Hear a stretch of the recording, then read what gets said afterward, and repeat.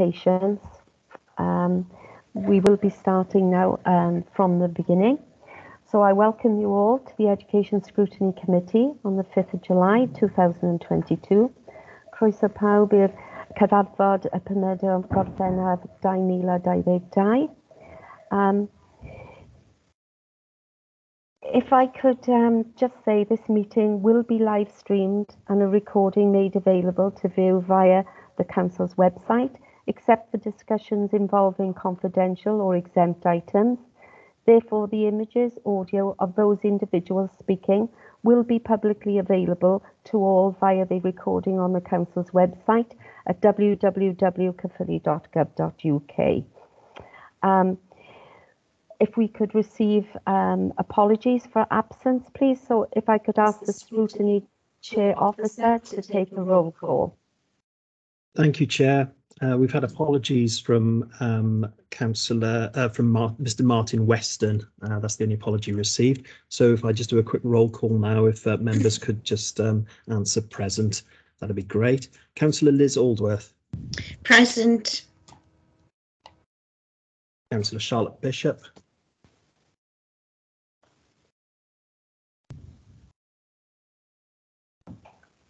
Councillor Broughton Pettit. Present. Councillor Marina Chacon Dawson. Present. Councillor Farina Childs. Present. Councillor Anne Gare. Councillor Colin Gordon. Present. Councillor Martin James. Councillor Brenda Miles. Present. Councillor Teresa Parry. Present. Councillor Lisa Phipps. Present. Councillor Mansell Powell. Present. Councillor Joe Rayo. Present. Councillor John Roberts. Mark, thank you. Councillor Jill Winslade. Present. Councillor Christian Woodland. Present.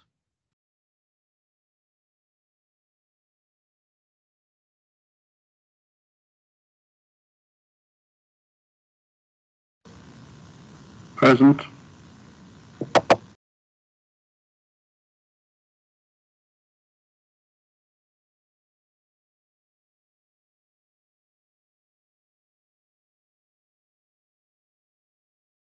Haven't got problems. This is Ireland.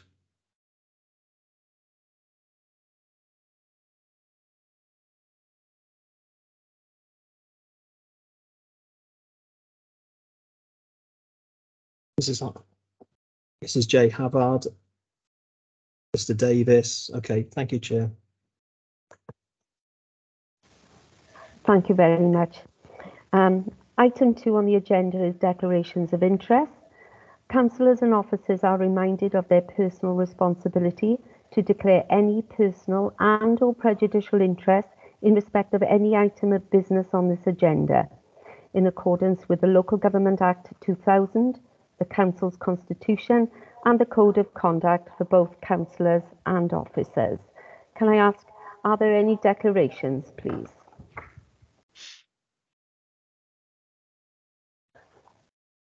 Thank you. Item 3 is to approve and sign the minutes of the committee held on the 15th of February 2022. If I can go through each page for accuracy. Page 1, page 2, page 3, page 4. Could I have somebody to move the minutes, please?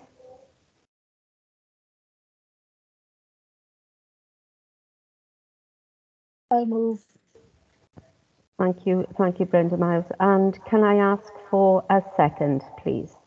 I'll second, Chair. Thank you very much. Now, there will be a form appearing.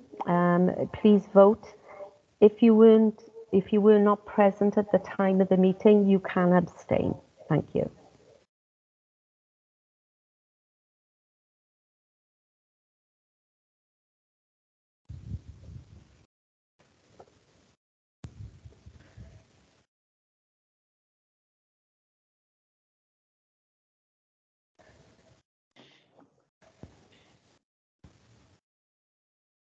Can I check that that was carried?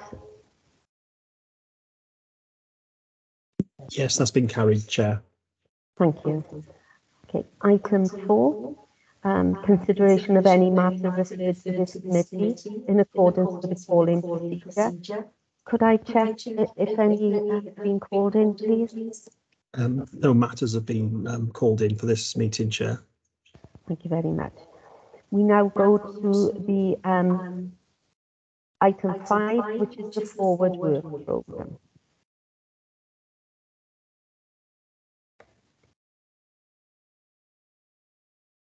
Okay, thank you, Chair.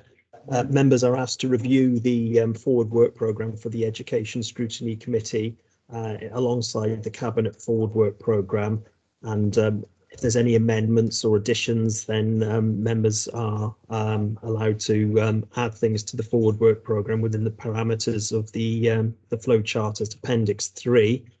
The next meeting of the committee is on the 12th of September. And members will notice that there's a 21st Century Schools Band B Phase 2 objection report, which is in the forward work programme on the 12th of September. This was the report which was due in March, but because of the pre-election period, it had to be moved. So that this report will now come on the 12th of September, which is an addition. So if members are happy, I would like to seek approval to publish the forward work programme onto the council's website. Thank you, Chair. Thank you. Are there any questions?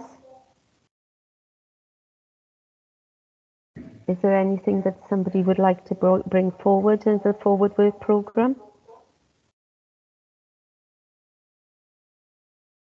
Okay, so we'll go to the vote then. The form will appear. Could I ask for somebody to move the forward work programme, please? Move, Chair. And could I have somebody to second? Second, Chair. Thank you. If we can move to the vote, please.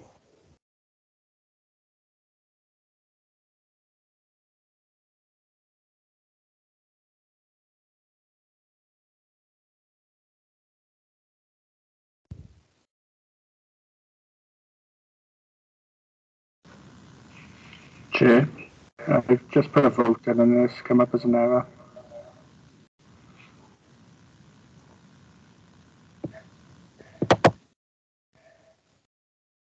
Can I ask for your vote?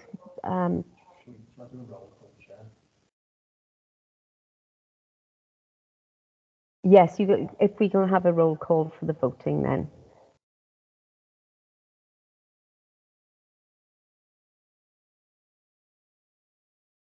Thank you, Chair. So this is a roll call for the forward work programme.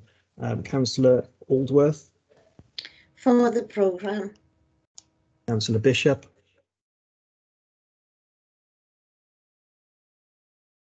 Councillor Broughton Pettit. Sorry, yes, I'm for. Councillor Marina Chacon Dawson. Yeah, I'm for. Councillor Freena Childs. For. Councillor Gare. Councillor Colin Gordon.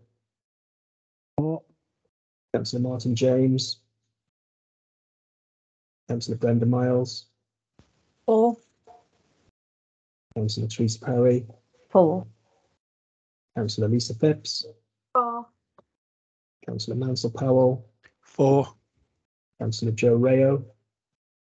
For. Councillor John Roberts. For, Mark, thank you. Councillor Jill Winslade. For. Councillor Christian Woodland. For. Mrs. Tina Millington. For. Mr. Garwin James. For.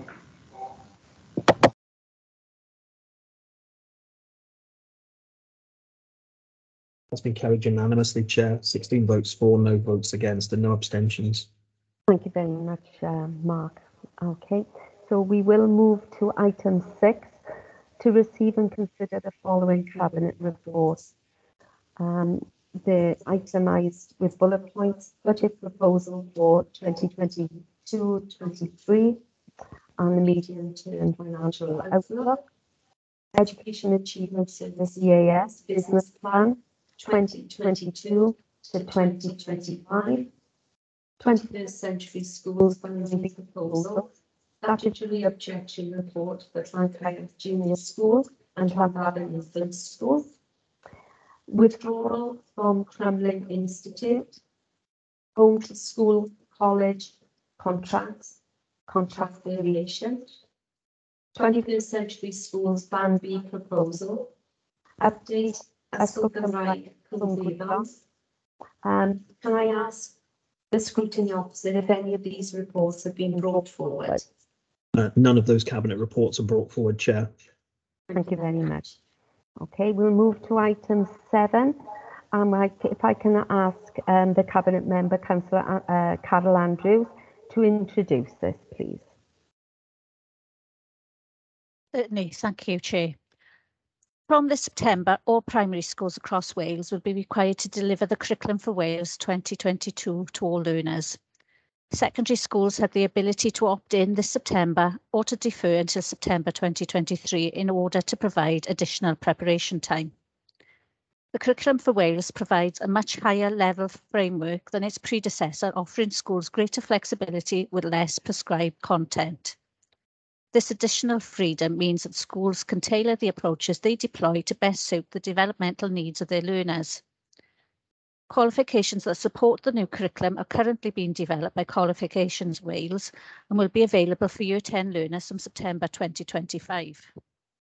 The report before you this evening provides members with an update on the progress made towards the enactment of the new curriculum across Caerphilly schools and will be delivered by colleagues from the EAS. Thank you. Diolch, Councillor Andrews, thank you. Noswaith da pawb. My name is James Kent, Assistant Director at EAS. I'll be taking you through this report, and we'll start on page 16 on bullet point 5.1. So what this part of the report talks about is that secondary schools had to make a decision in April of this year as to whether or not they would adopt the Curriculum for Wales from September 2022 or take the option to defer until September 2023. As you can see, I've listed the schools and settings there that have decided to adopt the curriculum. So the majority of schools across the borough have decided to adopt the curriculum from September 2022. Nationally, that figure is around 50%. So in terms of Caerphilly schools, we can say that there is a greater number that have adopted within the borough than there have been nationally, just for context. There's nothing significant about that decision in terms of the schools. They were given that opportunity because of the disruption caused by the pandemic and the fact that they felt they may need additional time to prepare for the rollout. Why that is significant is that we know that all of our primary settings and those schools that have adopted will now take forward the mandatory aspects of the curriculum, which are set out in bullet point 5.2. And what we set out in 5.2 there really are the key features of the Curriculum for Wales that schools must be delivering towards as they move forward. So just some examples from that section. One thing that's key and crucial in Curriculum for Wales is that we enable learners to develop in the way set out in the 4 purposes. So the 4 ways that we want to see our learners progress as they move through their curriculum experience. The curriculum should be broad and balanced and suitable for learners of all ages and aptitudes. We have something called the Statements of What Matters Code, which sets out the big ideas of the curriculum. That should be present in planning for schools from September 2022 that have adopted the curriculum. There is also the requirement for schools to deliver from all of the 6 areas of learning and experience that encompass the curriculum. There's a requirement around the delivery of relationships and sexuality education as part of a code that's been set out in legislation that is developmentally appropriate in terms of supporting the learners. The RVE and also the cross-curricular skills, which schools have a long experience of developing over the last 10 years as part of the literacy and numeracy frameworks. So those are the aspects of the curriculum that must be in place from September 2022. Now in 5.3, it mentions the fact that all schools should create and publish a curriculum summary by the end of this summer term. A number of examples have been provided to schools to give them a bit of examples of what they could look like, but fundamentally what they need to set out is how schools are going to ensure that they've planned in these mandatory aspects of the curriculum, how they've engaged with their wider community and their wider stakeholders in the development of the curriculum, and how they will keep that curriculum under review over the next few years. If we move on then to to paragraph 5.5, we can see that the assessment arrangements that are set out as part of the curriculum framework, there are a number of regulations that have been set out here. So the first bullet point, for example, that any learner that comes into a new setting will have to have what we're calling a on-entry assessment. That will be in terms of their literacy, in terms of numeracy, and in terms of their well-being. One thing that schools are required to do, both within the school itself, but also with other schools within its cluster, and for secondaries working alongside other secondary schools, is to develop what is described here as a shared understanding of progression. And what that means is schools need to work together to understand how learners are making progress in the various different areas of learning experience and towards those skills that I set out on the previous page. So that means there is a requirement here for schools to work as clusters in the development of this work, and I'll share some examples later in the paper of where we've seen some really interesting emerging practice in Caerphilly schools that really supports this. Something else that's front and centre of this curriculum in 5.6 is the requirement for schools to ensure that they promote knowledge and understanding of the United Nations Convention for the Rights of the Child and the United Nations Convention for the Rights of Persons with Disabilities, making sure that staff are clear about, teaching staff are clear about that within the school, but also that's a consideration for the way that the curriculum is developed for young people as well. So alongside the curriculum reform, we also have significant changes that are coming up in the near future with qualifications. So our learners who are currently in year 6, moving into year 7 in September, will be the first cohort to sit a new suite of qualifications from September 2025, and a raft of new GCSE qualifications that are have the same ethos and the same underlying content and skills that are developed through the areas of learning will be kind of developed as part of that qualifications suite for learners who are in year 10. So there's that seamless transition as they move through the learning continuum from 3 to 16. There have been 3 consultations from Qualifications Wales, which the public have been, and wider stakeholders have had the opportunity to feed into. The first of those was about the nature of the qualifications. I think it's important to reflect in 5.7 that it was felt that any new qualification should retain a degree of currency and comparability with other qualifications. So the qualifications that are developed, for example, over the border and in other countries across the United Kingdom. So the GCSE brand will remain, but there is also the feeling that we really need to develop some of the assessment methods. So there's a broader range of assessment methods that are used in the way that we assess our youngsters when they get to the age of 16. We then subsequently had a second consultation, and what I've tried to do on page 18 is provide a summary of what the new qualifications landscape will look like in Wales from September 2025. And what I've done there is I've listed the 6 areas of learning experience in the tables, and then the qualifications that will sit beneath those that learners will have access to from September 2025. As you can see, a number of the existing GCSE subject areas will be available for youngsters. So if we look at an example, for example, in the humanities there, we'll have new GCSEs in business, geography, history and religious studies, but it'll also be a new GCSE in social studies, which is now part of the curriculum framework, In expressive arts, for example, we'll have a new GCSE in film and digital media. So there will be some changes as we move forward, but there is going to still be that opportunity for learners to specialise within disciplines as they reach 14 in terms of the curriculum framework. There was then a separate consultation around Welsh qualifications, which I've noted in 5.9. In very similar way to the way that the English qualification has been developed, there will be a combined language and literature GCSE for Welsh learners in Welsh medium and bilingual schools. The Welsh second language qualification will be discontinued, and GCSEs for learners in English medium settings, and there will be some additional qualifications for learners in English medium settings who are ready to progress further and more quickly in line with the vision for Welsh language development in Wales. In terms of the detail of those qualifications, there will then be a further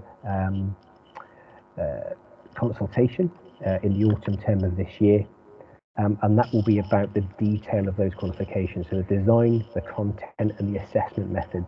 That will be available from through the autumn term, and stakeholders will be given the opportunity to feedback in terms of what the detail of those qualifications looks like. So I'm going to move on to the next section now to talk about the preparedness of schools and how things are progressing, set against obviously the backdrop of the pandemic, which has caused considerable disruption, as we know, over the past few years. So up until sort of spring 2020, in 5.11 there, we were regularly monitoring schools' progress towards Curriculum for Wales through our school improvement partners. That sort of activity ceased in spring 2020 in recognition of the fact that the schools obviously were moving to a completely new way of working with both their hub provision and then the move to distance and blended learning. What we then did through the spring term of 2022 was we picked up some of that activity, and I know that probably spring term was one of the most challenging for schools this year in terms of their work, but we started to talk to schools about how prepared they felt. So this was a bit of a self-evaluation in terms of their progress towards the Curriculum for Wales, and that was set against a document called the Journey to 2022, which was a document that was co-constructed by the regional consortia, Estyn and Welsh Government, to give a common set of expectations about how schools should be developing the curriculum. And you can see here, in terms of Caerphilly schools, what the response was like to that initial survey and the way people felt about the curriculum. So just if we take some examples from that, 95% of school leaders had or were in the process of revisiting their vision, which we know is really important. This curriculum needs to look and feel different in schools, and the first part of that is to think about what is our vision for our learners and what are the needs of our wider community. So the vast majority of schools had already engaged in that type of activity in the early part of the autumn term. Another example there, 96% of school leaders are in the process of reviewing their approaches to progression and assessment. And this is probably going to be the most significant shift in our practice in terms of the way that the Curriculum for Wales is set out. And whilst people were developing their confidence, there's still quite a way to go there, I think, in terms of the work that we're doing around progression and assessment. The majority of schools, which is really encouraging as well, have engaged in inquiry work to support the development of their curriculum. So they've really taken time, done some research and thought about perhaps the best way to develop aspects of their curriculum as they have moved forward as well, and had been keeping up in terms of aspects of professional learning. So some really encouraging signs that were coming through there in the early part of the autumn term.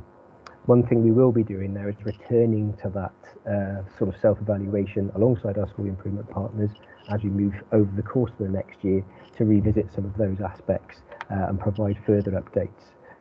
One of the things we then did through the second half of the spring term and the first half of the summer term was engage in a series of cluster conversations.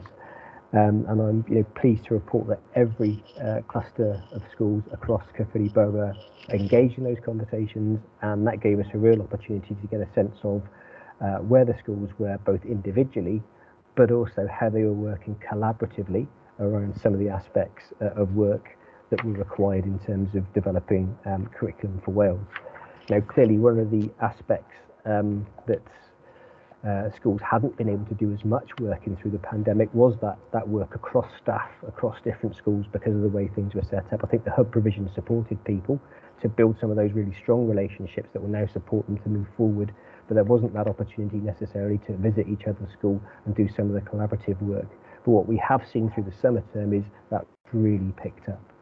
So what I've then summarised in 5.15 was where we've seen some really good emerging practice across the borough in terms of the conversations we've had and the practice that we've then seen, and subsequently in the last couple of days shared some of these examples with other schools across the region in our summer conference. So if we look at some of those examples, a really nice example that we saw was where schools had decided to plan and deliver shared inset provision across the cluster with joint inset days for teams to work together. So they've got a plan over the next year of how those schools are going to work collaboratively. It's common dates, which they know is great for families and communities as well, in terms of supporting them. So that's one example. We've seen another example here. We've seen one cluster, if you look at the last bullet in 5.15, which has conducted an audit, which is what I think was really innovative, of staff skills and expertise in order to note where expertise is in different aspects of learning, different areas of experience. So those skills can be shared by all schools across the cluster, not just within the individual school, which I thought was excellent. So other examples then that we've seen with some really innovation in different clusters. So we've seen a cluster-based website for community engagement in the RISCA cluster. We've seen a real emphasis around equity to support the collaborative curriculum design work in the HLV cluster.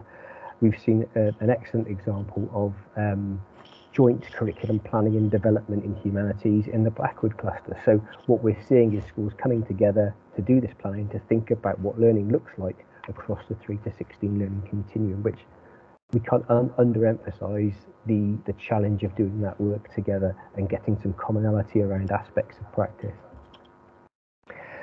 But there are also, as part of that process, a number of different support requirements that were identified by clusters of schools. So certainly work around progression and assessment, because it does look different in the curriculum for Wales, as something that schools had requested. Some, particularly in the primary sector, had said because of the huge focus around literacy and numeracy and core aspects of the curriculum over the past sort of 10 years, perhaps needed some support around design for expressive arts, humanities in particular, were strands that came through. Really developing knowledge in some cases of the local area and making sure that they could really utilise aspects of the local geography, history, community, and so on, to really develop the authentic nature of their curriculum was something else that some schools felt that they wanted to develop further. And that idea of making sure that we all had a shared understanding of key curriculum for Wales terminology. As we have new terminology, people interpret that in different ways. So getting that common understanding they felt was something that was really important. So as a result of those sessions, what we're now doing is looking at those support requirements and thinking about the professional learning and support that we can provide, and also their school improvement partner can provide, to ensure that they get the sort of support that they need. In terms of engagement then with professional learning, so we've talked about the self-evaluation that schools did, we've talked about the way they've engaged in some of that collaborative work. In terms of the engagement with professional learning, I think engagement's been good, especially set against the challenges that they've experienced over the past couple of years, and certainly the past couple of terms as well, in terms of staff absence and so on. So if we look at some examples, we had a large number of secondaries who've attended some design work with Professor Nick Waters around considering, particularly in the secondary phase, how we use time, space and resources perhaps in a slightly different way as we move forward in terms of the curriculum, rather than thinking simply about the traditional models of the curriculum and timetabling that currently exist. So that's an ongoing piece of work, but I know that in a few schools we've started to see people think differently about how they might use time and space and how they might plan aspects of curriculum provision.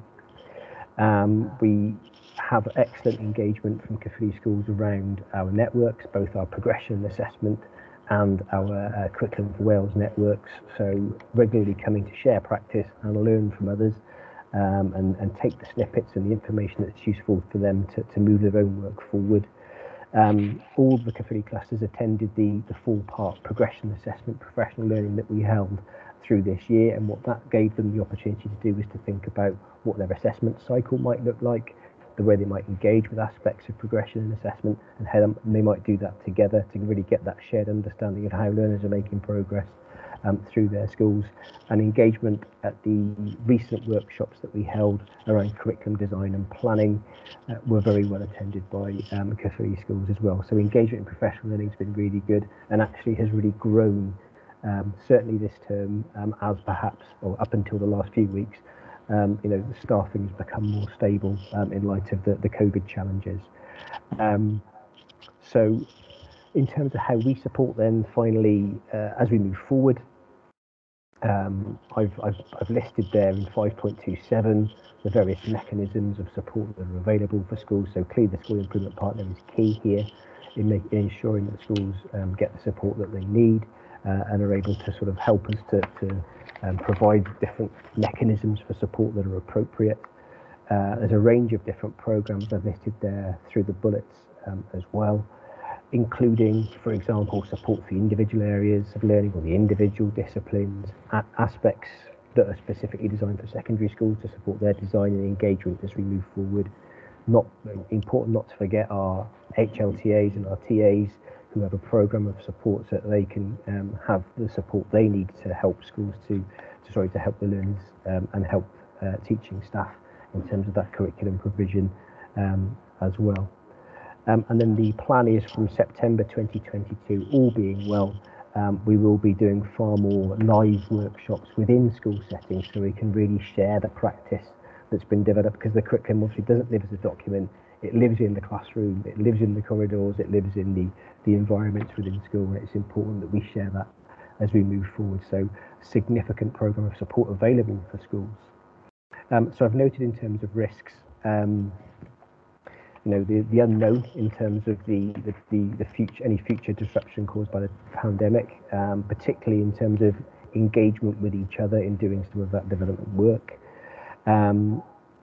5.29 is potentially a risk, because schools may feel, because the September 2022 is coming, everything needs to be in place. It doesn't. The Minister is clear, Estin are clear, we're clear that September 2022 is the starting point. It isn't the end point, and curriculum will develop over a long period of time, and schools need the time and space to develop that and ensure that that is right, and that we take time to really mature those approaches. And 5.3 will always be a challenge in terms of, particularly obviously in recent times, that real focus around the needs of examination learners, which is appropriate, of course, but it's then balancing priorities, isn't it, in terms of curriculum development as well. So in conclusion, I've just noted there that this is a significant change, a significant suite of integrated reforms. The impacts have been significant, but what we've seen both in terms of schools' response to COVID, which will also be supportive in terms of their curriculum work going forward, is that schools are engaging well, they're making good progress, but this will be a long-term investment, both in terms of professional learning and their development as we move forward. So I think I'll close there, Chair. Thank you very much, James, for a very comprehensive report. We do have several questions for you, though. Question one comes from Councillor Brenda Miles. Thanks, Chair. Well, my first question has already been answered, actually, in the two speakers we've had so far, because it was just to ask when would these new GCSEs come in, and you've answered that as 2025. But my other question is also to do with qualification reform, which is that we've got these new areas, these new sort of qualifications coming through, new areas of study. And I wondered if someone has studied those new topics at GCSE level, where do they go from there? I mean, what are their avenues for moving into a higher level of study when you're talking about new qualifications? Is there that progression built into post-compulsory education, do you think? Yeah, it's a good question, isn't there? Because currently we know that there isn't or to this point, there isn't going to be a further consultation around post-16 at this moment in time. And we won't predict whether that will or won't happen today for sure. In terms of some of those qualifications, if we think about qualifications like film and digital media, for example, there are natural pathways in terms of what learners can study, in the FE sector, in terms of some of the sort of the vocational side of things, and in terms of the other GCSEs that have been reformed, most of those would have a natural pathway into A-level qualifications, or certainly applied qualifications in terms of further education. Certainly, things like health and social care within health and well-being, for example. There aren't many examples there where there isn't a natural progression route way, but it's a really good question. It will be very interesting to see whether there will be a further consultation around post-16 qualifications in light of these changes. Thanks for that. As my first question was answered, can I sneak in another one, Chair? Is that okay? One that Yes, occurred it is. in the presentation. I'm thinking of, there's a whole thrust of the curriculum seems to be kind of giving schools more autonomy to sort of decide exactly what they're going to teach to pupils.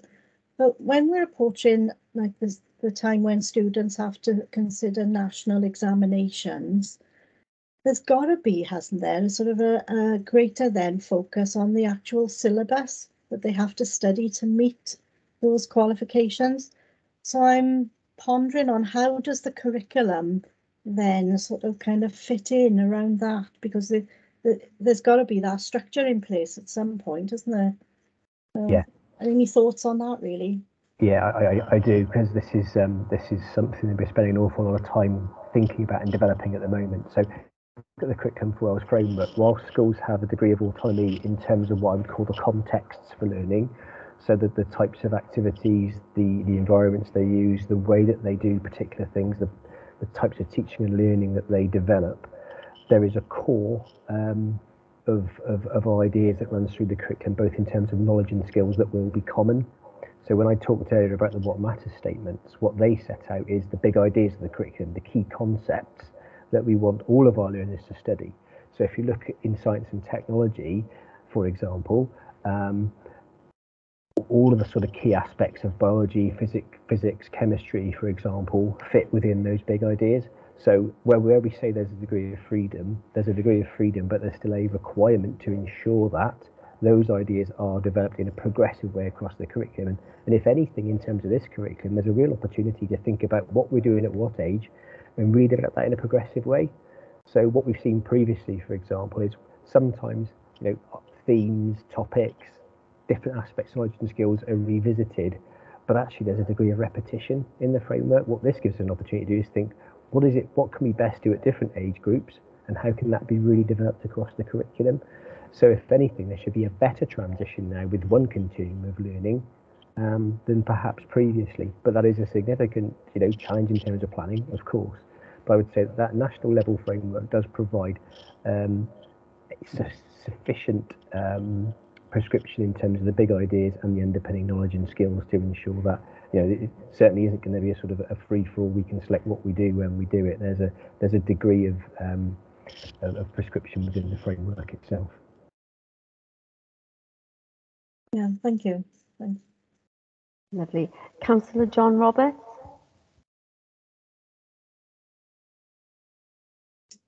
Diolch, Chair. Hi, James. Thank you. Really, it's just looking at bottom of page 18, 5.9. I'm looking for clarification, really, where we note Welsh qualifications were reviewed in January following consultation, and these decisions were made. So a combination, really, combining language and literature for the one GCSE. So am I assuming then, am I right in assuming that when it comes to GCSE English, that'll be the same as well? There'll be a combination there of language and literature? yeah, in English?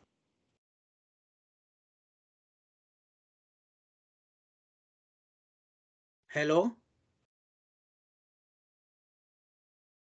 Can you hear me, Chair? Frozen.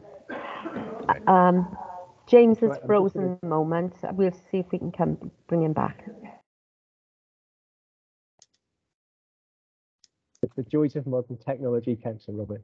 Okay, so yeah, the answer is that yes, that's exactly the same. So it'll be the same for learners in Welsh medium settings, in English medium settings. It's going to be 1.5 GCSE combination of English language and English literature. And I know that the rationale for that was to ensure that students had a greater breadth of choice in terms of the other choices that they study, because something similar is also happening in that. So whereas perhaps learners had 4 GCSEs, and the combination of those two there would be 3. So okay, I get what you're saying, but so the combination is coming in. They'll be doing less then, won't they? In English and in Welsh. So there'll be less guided learning hours, but obviously that gives them more freedom then to select other aspects of the curriculum. So, for example, there would be the opportunity to study more option subjects potentially, to give them greater breadth. Okay, I get that, and on the other side, and I get what's happening. I'm not comfortable with it. See, some people might say that it's a kind of dumbing down on language, whether it be English or Welsh. It's certainly not the intention, I don't think, of the qualifications reform, Councillor Roberts. I think what I suppose what they tried to do in terms of the consultation, bear in mind that was obviously Qualifications Wales that ran the consultation, was try to create a broad and balanced offer in the same way that we've tried to do that for the curriculum. So perhaps other aspects of the curriculum have been marginalised in the past. Okay. So good examples like expressive arts, perhaps, where we've seen quite low uptake, or even international languages where we've seen quite low uptake. Okay, so last thing, GCSE, combination in English, combination in Welsh. I assume then if pupils want to take it further, if they're going into A level or whatever, then they'll be having lit and language separate. Not in terms of the qualification suite. However, there's certainly in terms of what's happened previously in terms of research, there's not been any detriment in terms of learners who've studied in this way. So all of that was taken into consideration through the consultation. So you know, but it certainly shouldn't. I'm just aware that some, not many maybe, but some will be going on to university or whatever, studying languages. That's all, you know. Thank you. Yeah, no, thanks for your question, Councillor Robert. Lovely, thank you. We have another question now from Councillor Marina Chacon Dawson. Will the new qualifications, will each school be facilitating all the new qualifications, or will each school specialise? Because they'll have to have all the right teachers for each of the different things in place, such as expressive arts, media, etc.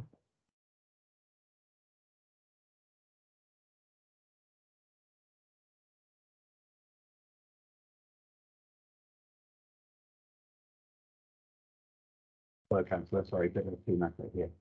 Yeah, in terms of that, there is partnership working ongoing across the Philly, post 14, 16, where a range of partnership arrangements are in place to deliver qualifications with a model of some students moving online working, blended learning, and to have the right teachers in the right place to deliver those qualifications.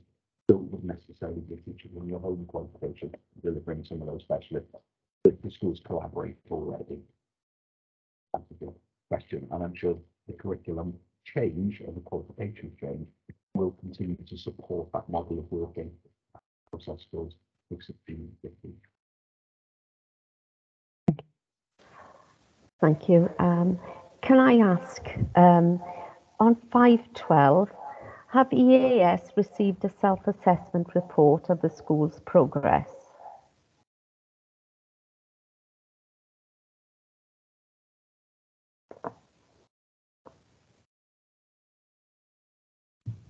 Yes, those have been received by the schools and contributed to the feedback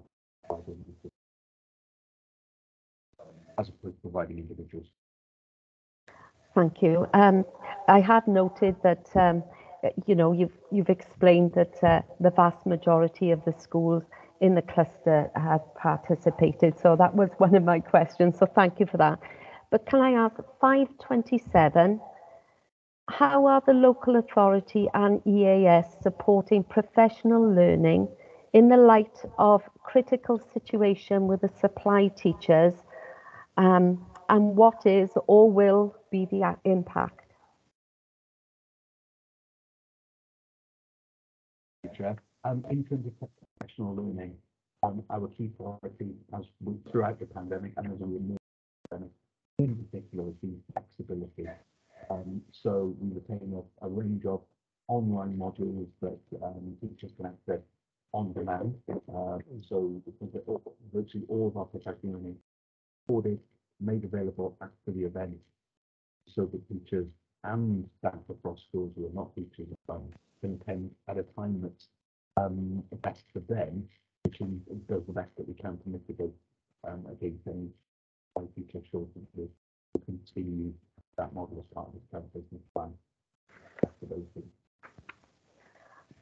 Thank you very much. Thank you very much. Jay, can I interrupt? I'm really struggling to hear Ed. I wonder if it's just me or is anyone else finding it really quiet? I'm also finding it quiet. Yeah. I'm also finding it quiet too. Apologies, we can certainly try to talk a little bit louder. Can't put the gain up on the microphone, but is that any better for anyone? I did hear that better, yeah. Still quite quiet, but audible. Can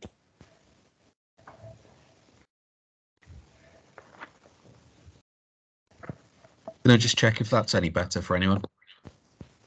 Yeah, there we That's much better. Brilliant. Thank you. Yes. Headphones off.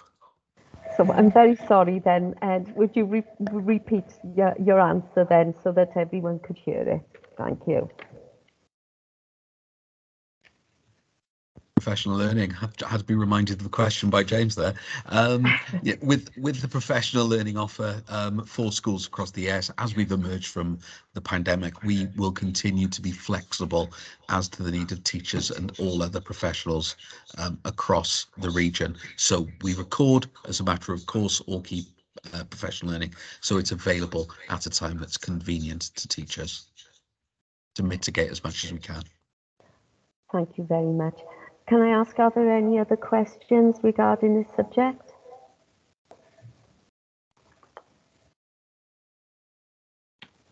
Then I can say that, you know, we are to receive this.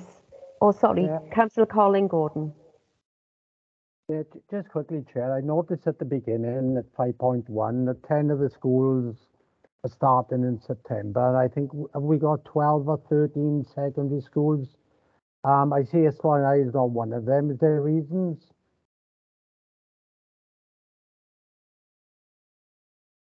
Yeah. So I think one of the things that I mentioned was the fact that schools had the option to take the extra time, and if they felt they needed the additional time for planning, for development, for trialing over the next year, they would take that time to do the work. So I don't think we can read anything into that specifically. I just, you know, some schools perhaps felt that they were in a position where they wanted to move forward, and others just felt they needed a bit more time to plan, which is within the tolerance of what Welsh Government has provided to school leaders. Could I just come back quickly, Chair? Could this be detrimental to the children in them schools?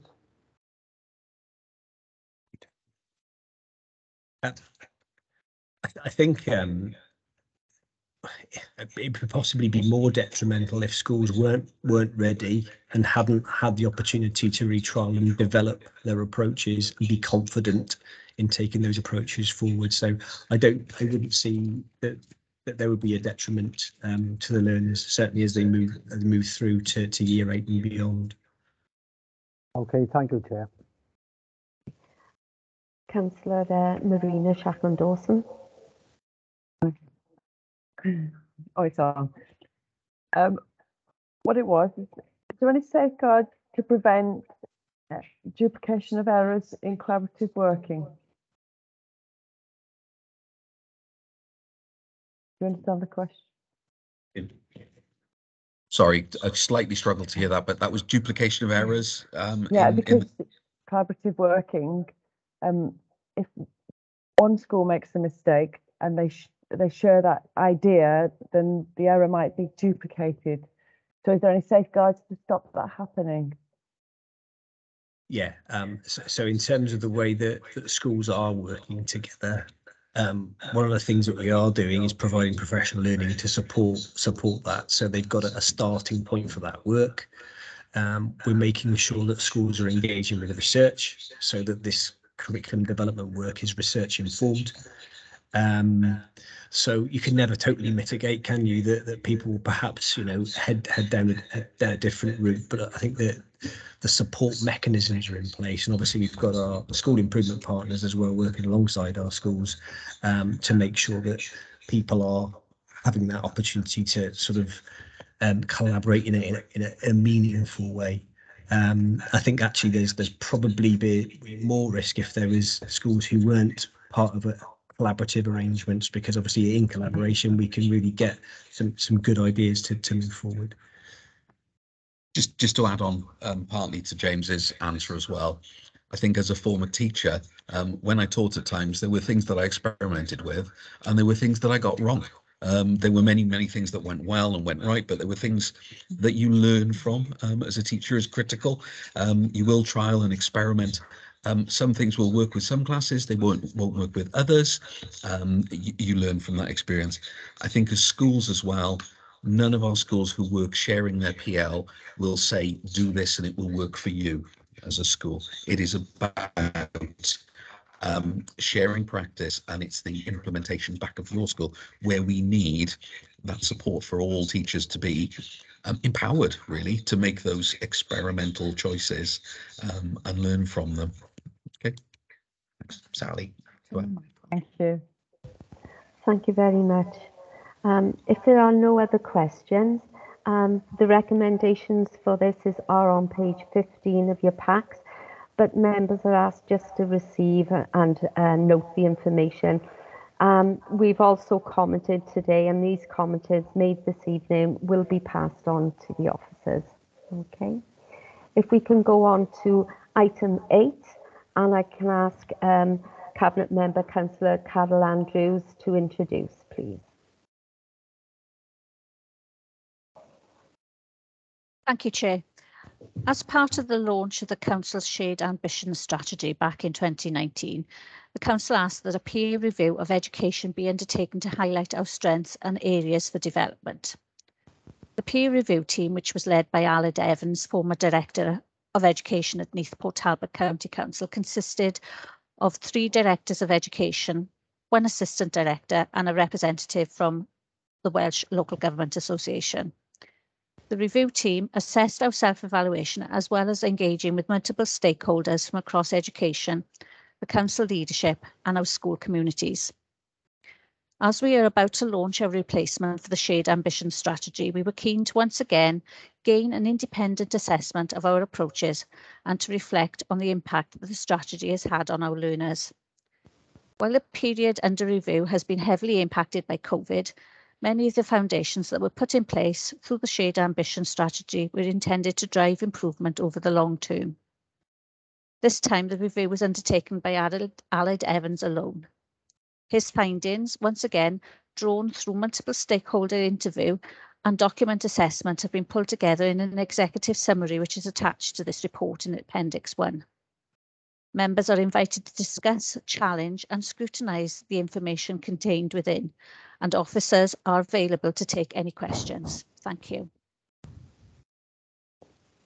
Thank you. We do have some questions. Councillor Brenda Miles, please. Thank you, Jane. Can I say, first of all, there's some really kind of positive stuff in our report, and I think it's really pleasing to read that. But anyway, my question is on page 29, where there's a reference to not having access to information and intelligence held by the consortium. I was wondering why the authority doesn't have access to this information and what can be done to minimise the risk that this poses.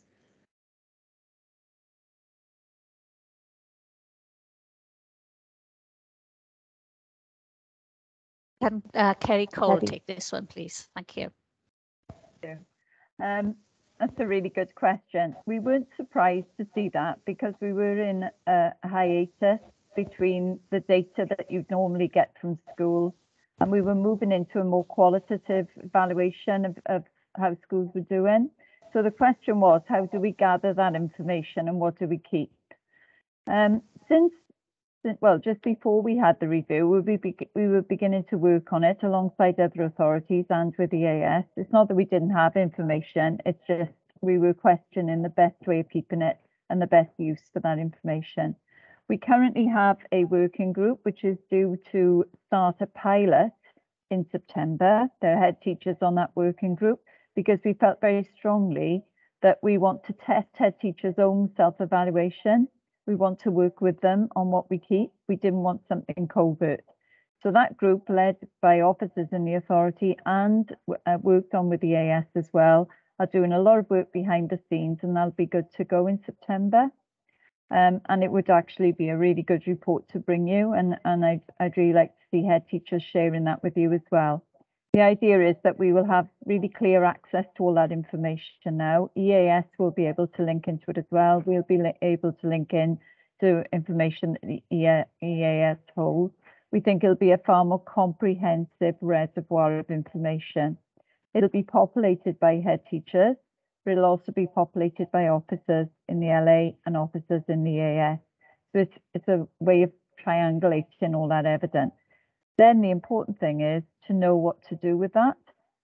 That information that we hold will trigger when we need to support schools, and it'll be more efficient because when you've got nearly 90 schools, a school can fall through a net or can be passed by. So we wanted to make sure we had something that was really airtight and was really going to work for all of us. It'll also be really useful to schools because they'll have direct access to figures that at the moment they may need to ask for. But all the information in it will currently be held somewhere in the authority or in school. It's just we're looking at putting it into the same place. But I think it was a really relevant challenge from the peer review, and it was a challenge that actually every LA was facing at the same time. Lovely, thank you very much. Thank you. That's reassuring. Can I ask my second question? Certainly. Moving on to page 30, at the top of page 30, the comment is that more could be done to engage with marginalised learners and those who are not necessarily represented on standard forums such as the school council and junior and youth forums. So rising from that, my question is, what mechanisms should schools already have in place for engaging with marginalised learners, and how can these be strengthened? Well, of course, pupil voice is incredibly important, and that's for every school to have a policy and an approach for that. And if you go into a school, you will, and you will always be asked to speak to learners. Heads will always want you to engage with their learners, and they've got very sophisticated systems for gathering some of that evidence. I know that some of you have been into Trinity Fields recently, which must be one of the most challenging schools that you would have to find ways around this, but it's so impressive. So most my feeling is, head teachers try very hard to make sure they reach all learners in their schools. But some of our learners are not in school. Some of our learners are educated other than at school. Some of our learners become disaffected. like go through periods of non-attendance. So it was really looking at how we engage those, because normal systems in schools might not apply. So we started looking at engaging with the youth service to extend their reach. And Paul Warren is on the call. I don't know whether he wants to come in a moment and talk about that aspect. But we also, have looked at looking very carefully at vulnerable groups. So through our self-evaluation, we have reports coming to our SMT on young carers, children who are looked after, children of service families. We've gone deeper and deeper into groups that perhaps we haven't focused on before. And again, those reports are available to see what aspects we're focusing on in the next stages. Paul, I don't know whether you want to come in and add more to the youth part. Actually, Kerry, I wanted to say about the views of the pupils. So in preparation for our new strategy, we've reached out to pupils to say, in terms of education over the next few years, what's important to you? And they have very strongly come back to us. This is pupils in schools, other settings, and through the youth service, and said, we want to make sure that pupil voice is representative of the range of voices across Caerphilly. So they talk very much about pupils who are facing poverty. They talk about LGBTQ. They talk about young carers. People, recognising that pupils have a variety of backgrounds, and absolutely that should be front and centre in terms of how we provide support. So it was really reassuring, actually. It's important to us, but it's come through that it's really important to the young people and pupils themselves. So that really tells us, that we've got a commitment to our young people to make sure that our next strategy, that support for vulnerables is front and centre and should permeate across everything that we do. Thanks for that. Why do you think it is then that school leaders reported this comment about feeling that more should be done? Where do you think that comment's come from? I would say schools are incredibly inclusive and they want to do the very best, so that there are some groups of learners where it is easy to identify if they are vulnerable. So, for example, looked after. There are other groups, such as young carers. More could be done to work with these pupils and find out about what's going on at home, to identify what additional support should be. I feel really proud of the fact, I say this all the time, but I feel really proud of the fact that as a real value of Caerphilly is that we are inclusive and that our head teachers want to do the best. And there is no finish line when it comes to vulnerable learners. You can always do more. But, it's great there's this shared commitment across all our heads. Okay. Yeah, thanks very much. Yeah. Thank you. Councillor Marina Shackland-Dawson.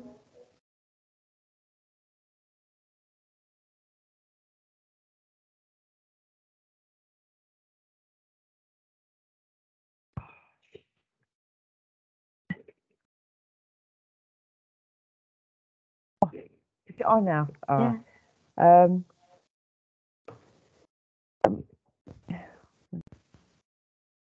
Stakeholders, it says in the Shared Ambitions review, the stakeholders in education and community relate to and feel ownership of the Team Caerphilly's ambitious vision. But the governors do not feel this way. Why is that? First of all, if I just put it into context, there were 3 governors interviewed as part of this process. So not that I'm suggesting there was any sort of non-representation, but it is important to, we've got hundreds of governors, and the sample that was interviewed felt disconnected from the strategy. However, I can see their point. I think that we hadn't done enough to engage governors in a widespread way. Now that's changed over the last year or so, 2 years, because we've done a lot more with LA governors in Caerphilly, and that's now expanding. So I'll hand over to Paul, because Paul has been leading on this piece of work. Paul? Yeah, so in the end, that endeavour to engage with governors, as I said, we met with a range of stakeholders over the last 12 months around, the vision, what is important for this strategy going forward. And in actual fact, Governor Network was the very first meeting that I did, and we had fantastic feedback from the from the governors. You know, I remember in the first session, they talked about governors really wanted to do their job properly, to put in appropriate support and challenge, and therefore there had to be a level of reinduction for many governors in terms of so they could do the job properly. They also talked about having to making sure that there was so much training available that there was a suitable pathway to make sure that the training they got met the needs that they had, and also within the context of Curriculum for Wales and the ALN Act, wanting to make sure that they asked kind of relevant questions. They also signalled in that initial discussion what was important for them moving forward and what the focus should be for Caerphilly. They talked about safeguarding, well-being of learners. They talked about skills, literacy skills, digital skills, and in fact themes that have been mirrored across all the stakeholder engagement. Now, I went back to Governor Network yesterday and said, right, a year later, this is what everyone's saying, and we think this is what those themes should be. So we've been, you know, Governor Network were a great start on the stakeholder journey, and it was great to go back to them for another lap yesterday to say, look, this is where we are, and we think we're on the right track. But definitely, you know, taking on board the feedback, you know, we've got to make sure, and it's not just Governor Network, because again, we had, I think it was 60 governors yesterday, but again, there are hundreds, so we've got to look for ways to engage with more governors on a wider level. Thank you. Lovely. Councillor Anne Broughton-Pettit. Yes, you've considered the well-being of learners, but what about the well-being of staff? I would like to ask a question concerning supply teachers.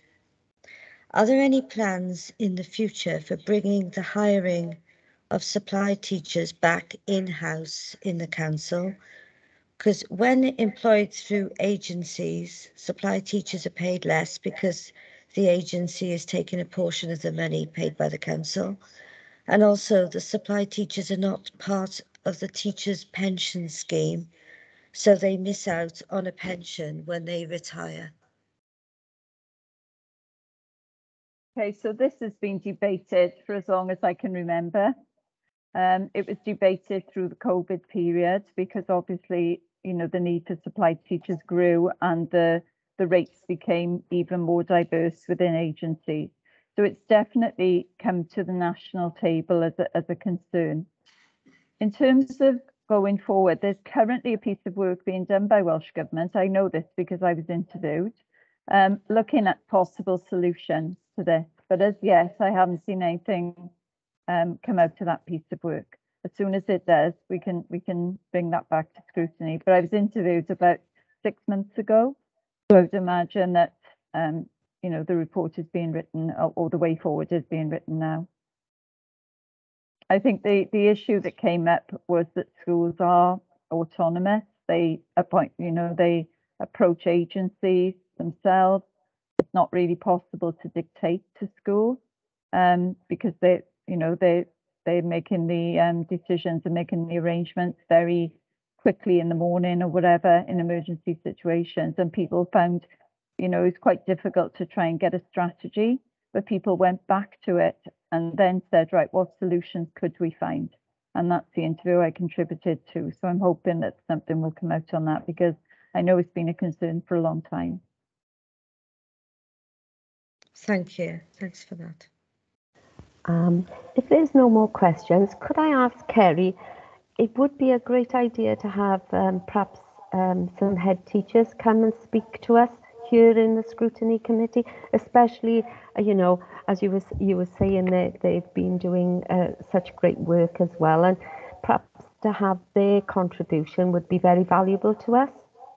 Yeah, so you may, those of you who've been on Scrutiny a while may remember many occasions where we've invited, we call them expert witnesses. They come into Scrutiny and you're able to question them directly on things that we have told you about practices in schools.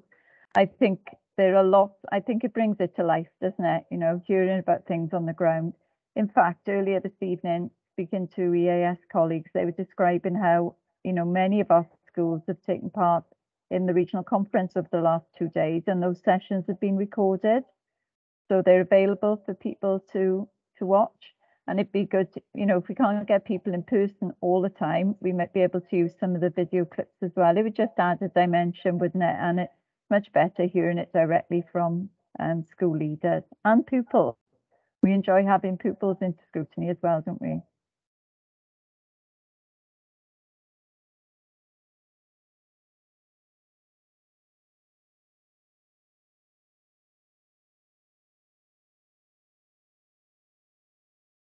Chair, you're muted at the moment. Okay. Apologies for that, microphone off. Just to say that thank you to Kerry for and of course Paul Warren.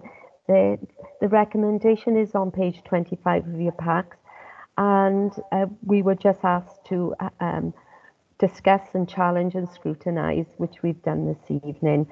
So thank you very much.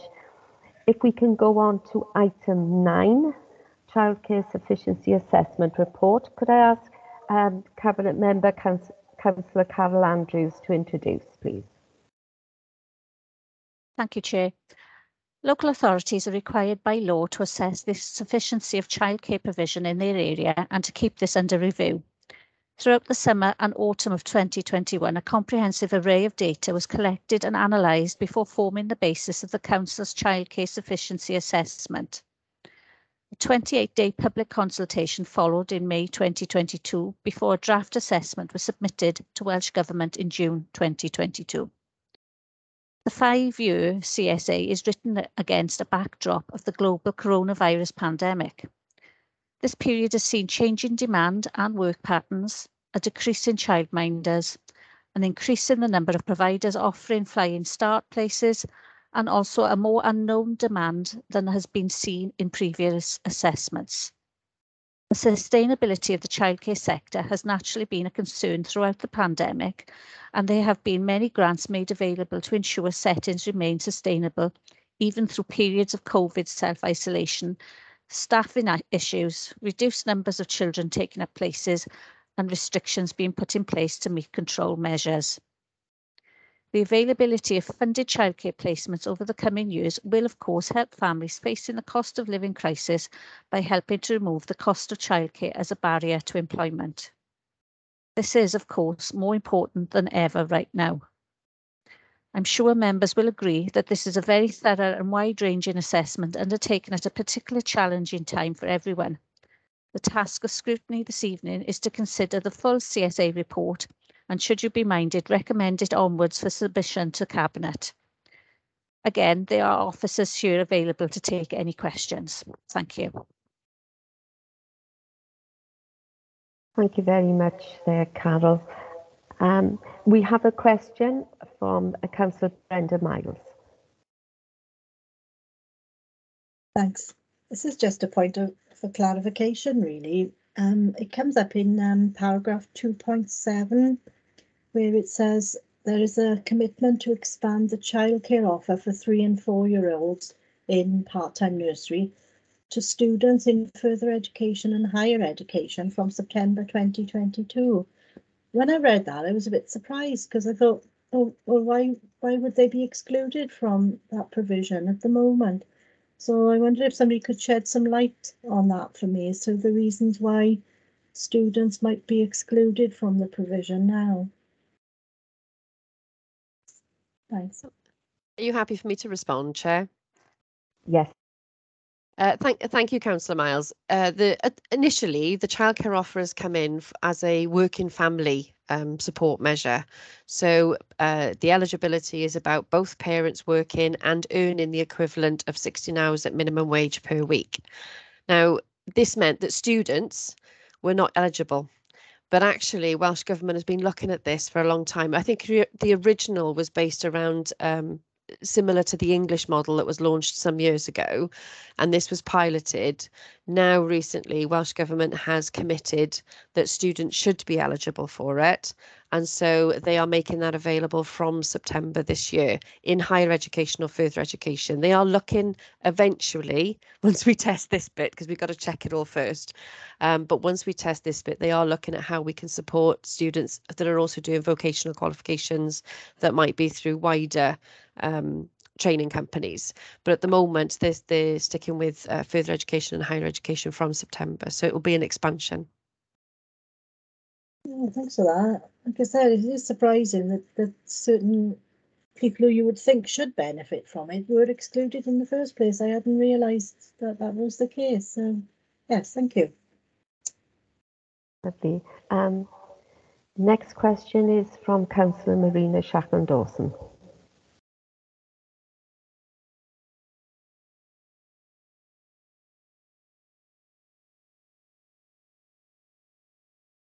Mike,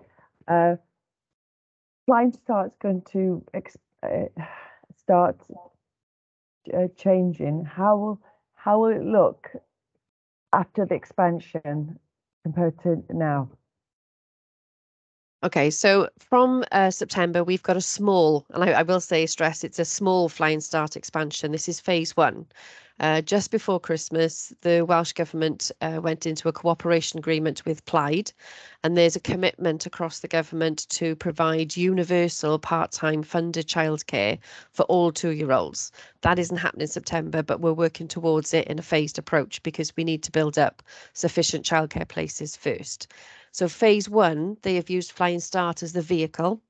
Our expansion is 171 children, aged 0 to 4, and it's all 4 elements of Flying Start, because what they've recognised is the children don't just need the childcare, they also need health visiting time, they need speech and language, and they need parenting support as well. They're in the moment looking at working with ministers across both parties at what phase 2 might look like from April. We're not going to get any information on that probably until after recess in the autumn. We're hopeful for as soon in September as possible, because the longer we get to plan it, the better. But obviously we expect more childcare places to be coming available at some point post-April next year. But all 4 elements will roll out and expand, hopefully in the New Tredegar area from September this year. Okay. Could I have next question from Councillor Anne Broughton-Pettit, please? I was going to ask who actually qualifies for Flying Start? So currently Flying Start is based on postcodes. The postcodes are ranked using the Department for Work and Pensions data on the number of 0 to 3-year-olds living in income benefit households. So it's very much about the lower super output areas on deprivation. So it's the most disadvantaged households, and it's the most disadvantaged children. Obviously, it's an economic mix. There are some households in that area that would be earning and potentially able to pay for childcare and pay for the support, but it's about the concentration of number of children aged 0 to 3 living in income benefit households. In the future, we don't know what that will look like anymore. But what we have done in Caerphilly for a long time is been working across early years to flex other funding streams, so that whilst we can't offer universal childcare to everybody, we can offer people who don't live in Flying Start areas speech and language support, child development support and parenting support, using the Families First and Flying Start funding together. So we've done a bit of flexing around that, but generally Flying Start is about postcodes in the most disadvantaged areas. Okay, thank you. Councillor Mansell-Powell, please.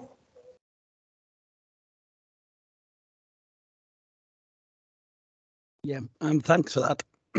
I'm just wondering what's the difference in the numbers from existing to what is actually planned, and how is it measured in the postcode, those areas that would get priority? So the postcode again goes off the DWP 0 to 3 concentrations living in income benefit households, and it's the next most disadvantaged LSOAs that would be brought in. We've also got some partial LSOAs. So Phillipstown was a part of the New Tredegar 3 lower super output area, but we didn't have the whole of that lower super output area. So we've done a little bit of tidying as well. There's a few extra postcodes that we've included in St James 4 who've also missed out on it up until now, because originally it was based on school catchments and now it's lower super output areas. So we've scooped in as much as we can. The current cap number is 2,483 children aged 0 to 4, and it'll be an extra 171 from September. Okay, thanks for that. Just one more question. You mentioned New Tredegar. I just wondering where Ponlottin fits into this. So Pontlottin is further down as far as income benefit household percentages. However, it's just only slightly further up in the valley. And in fairness to Pontlottin, it's been surrounded by areas that are flying start areas for an awful long time. What I would say is we're in the process of securing a new provider to go into Idris Davis. And what we're hoping is to be able to expand provision there over the longer term, so that we'll be able to offer more places as and when they expand out that offer of universal part-time 2-year-old funded childcare. We don't know when it will be, but at some point in the future, it's going to be everywhere in every area of the borough. Okay, thanks for that. Thank you, Sarah. Could I also ask, are there any plans to garner the views of shift working parents, you know, for the provision? So we have worked, Welsh Government has done a parent survey nationally to find out and to feed into this childcare sufficiency assessment. And there were parent views that talked about shift work. What we tend to find is, I mean, we've got a lot of day nurseries and childminders who will offer something towards shift patterns. What we tend to find as well is a lot of shift workers prefer to look at flexible childcare arrangements in their own home, because they want children to be in bed. So there's a challenge about how long and how late do we open till, and how early do we open from, whilst not being detrimental to the impact of the well-being of the child. So hence, with the childcare offer, there's actually a 10-hour maximum day being put on, and only 2 settings per day, so that children aren't shifted between lots of different childcare provisions for very, very long working patterns. So we do look at the offers, we look at the flexibility, but we also need to be sort of balanced in the view of how long a child should be in a childcare provision. Childminders often offer the best flexibility in a very homely environment, which is sometimes a very good solution. And that's why Welsh Government is doing a report and some research around why we lost so many childminders during the pandemic. Thank you, Sarah. If there are no other questions for Sarah, I think we may even let you go home, Sarah. Thank you very much for your report. The recommendation is on page 34 of your packs, and that's 3.1. Scrutiny to consider the full CSA report and recommend for submission to the Cabinet for approval. The form will appear shortly for you to vote. So someone to move in second, Chair. Sorry? Someone to move in second. Sorry, could I ask somebody to move the assessment, please? I move to. Thank you. Second, Thank you very much. Okay, the form will appear shortly.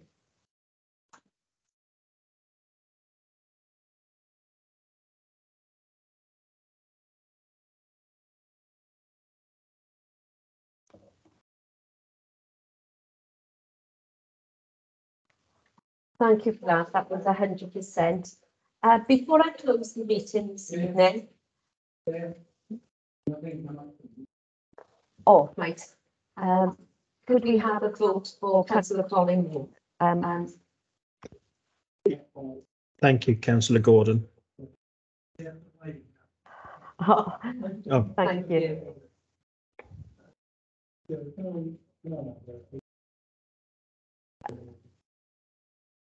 Yeah, okay, so that's 2 additional votes for, I'll just check the, so we've got 13 votes for, no abstentions and no against. So with the 2 verbal votes, that's 15 votes for.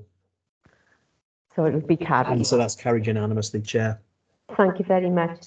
As I was saying, just before I close the meeting, and I know you all want to go home after this late start, but there are invitations for the 12th of July.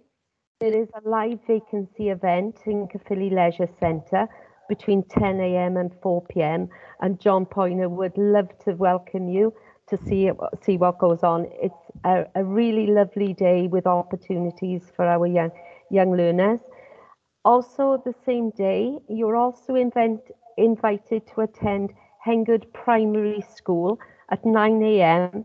for the launch of the school's curriculum for Wales, and a guide around the school later. So please pop that in your diaries. Chair, ga i ymddiheuro'r y diwrnod yn edrych yng Ngwyliau. Diolch yn fawr, nes o'n i'n mynd. Thank you. Diolch, John.